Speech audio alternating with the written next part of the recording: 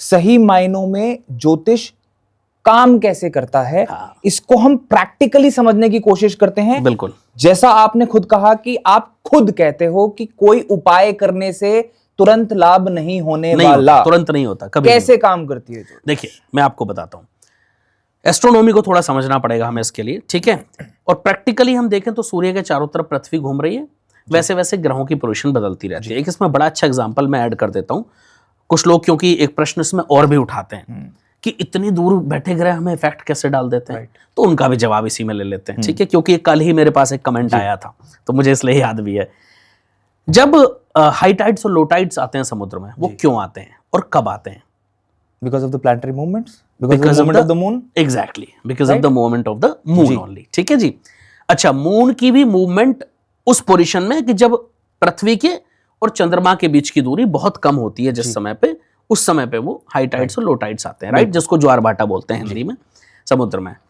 इतनी दूर बैठा चंद्रमा इतने विशाल समुद्र के पानी को हिला देता है, समझना जी। क्या? और हमारी बॉडी में 70-80% क्या है? वाटर।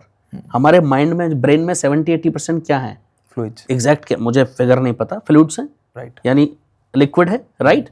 तो आपको लगता है कि जो चंद्रमा वहां बैठा इतनी दूर उस समुद्र को हिला दे रहा है, इतने विशाल सागर को, उसका इफेक्ट हमारे बॉडी और माइंड पर नहीं होता होगा? 100% होता है। कितने लोगों को मैं जानता हूं पर्सनली जिनकी अमावस्या के दिन आप देखो या पूर्णिमा के दिन बहुत लोगों को मूड स्विंग्स बढ़ जाते हैं, घट जाते हैं। क्यों? क्योंकि उनकी कुंडली में मून की पोजीशन वैसी होती है। बस यही हमें समझना है। तो ये असल ज्योतिष है। तो ज्योतिष का जो कार्य है वो ग्रहों की गणना करना है, उसके अकॉर्डिंग फिर जो भी चीजें निकल करके आती हैं उसका आपको एक सटीक रास्ता दिखा देना है कि भाई अगर आप इस रास्ते को फॉलो करते हैं तो चीजें आपके फेवर में होंगी, और डेफिनेटली होती हैं। लाखों लोगों का जीवन ज्योतिष के माध्यम से बदला है, लेकिन बदला किसने? उन लोगों ने खुद।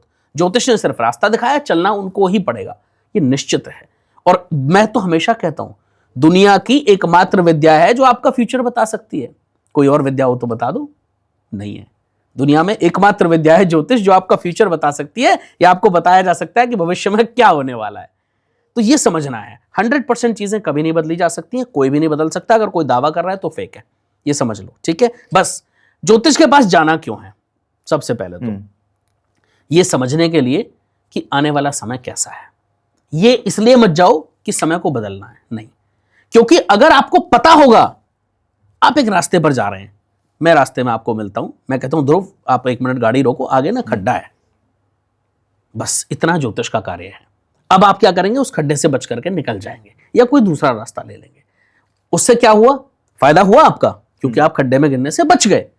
लेकिन उसमें मैंने कुछ नहीं किया, मैंने आपको सिर्फ रास्ता बताया। ये ज्योतिष का कार्य है, चलना आपको ही पड़ेगा, आप खुद ही अपना भाग्य बदले।